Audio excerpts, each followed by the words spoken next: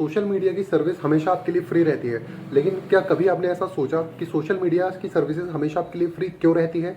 चलिए इस वीडियो में समझते हैं कि इसके पीछे का असली बिजनेस मॉडल क्या है, ताकि आपको पता चल जाए कि क्या सोशल मीडिया सच में फ्री है या हम उसको कुछ पे कर रहे हैं। यूट्यूब, इंस्टाग्राम, फेसबुक, व्हाट्सअप, दोस्तों आज के समय में ये सारे ऐप्स बिल्कुल फ्री हैं, लेकिन क्या कभी आपने सोचा कि इनके मालिक दुनिया के सबसे अमीर लोगों में शामिल कैसे हैं? क्या ये कंपनियां करोड़ों लोगों पर रोज खर्च करती हैं, या फिर क्या हम कुछ ऐसा दे रहे हैं जिसकी कीमत पैसे से ज्यादा है? जरा सोचो, अगर तुम्हारे शहर में एक नया मॉल खुले जिसकी एंट्री फ्री हो, पार्किंग फ्री हो, एसी फ्री हो, एंटरटेनमेंट भी फ्री हो, तो सबसे पहला सवाल क्या आएगा कि इनकी कमाई कहां से होगी?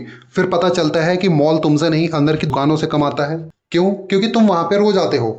दोस्तों अब यही बात सोशल मीडिया पर भी लागू होती है। तुम वहां पे पैसे नहीं देते, लेकिन तुम रोज अपना समय देते हो, और आज की दुनिया में हम सबको पता है कि टाइम ही सबसे महंगी करेंसी बन चुका है। चलिए मैं अब आपको इनका असली बिजनेस मॉड्यूल समझाता हूँ। एक छोटा सा एक्सपेरिमेंट याद करो। कभी आपने गूगल पर रनिंग शूज सर्च किए होंगे, कुछ देर बाद आपने इंस्टाग्राम या फेसबुक खोला होगा और अचानक से वही रनिंग शूज के एड्स आपको वहां पे दिखने लग जाते हैं। तो ये कैसे होता है? क्या ये कोई जादू है? नहीं, ये कोई जादू नहीं है, ये बल्कि ये डेटा और एडवर्टाइजिंग का गेम होता है। प्लेटफॉर्म तुम्हारी सर्चेस, लाइक्स, फॉलोज और क्लिक से अंदाजा लगाते हैं कि तुम्हें किस चीज में ज्यादा रुचि है। फिर कंपनीज उन लोगों तक अपने एड्स पहुंचाने के लिए करोड़ों रुपए खर्च करती है। इसका मतलब ये है कि तुमने एक भी रुपया खर्च नहीं किया, लेकिन तुम्हारी अटेंशन की वजह से प्लेटफॉर्म ने पैसे कमा लिए।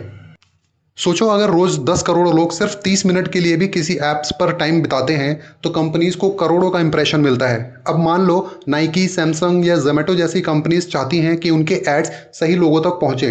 वो सोशल मीडिया प्लेटफॉर्म को पैसे देती हैं, क्योंकि उनके पास पहले से तुम्हारा अटेंशन मौजूद होता है।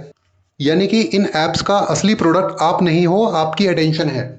दोस्तों 1973 में एक बहुत फेमस लाइन कही गई थी कि if you are not paying for the product that means you might be the product. लेकिन इसका मतलब ये नहीं है कि तुम्हारा डेटा बेचा जा रहा है, जबकि ज़्यादा सही बात यह है कि प्लेटफॉर्म तुम्हारे बारे में जो सिग्नल मिलते हैं, जैसे कि इंटरेस्ट, एक्टिविटी और बिहेवियर, उनका इस्तेमाल एडवर्टाइजर्स को सही ऑडियंस तक पहुंचाने के लिए करते हैं।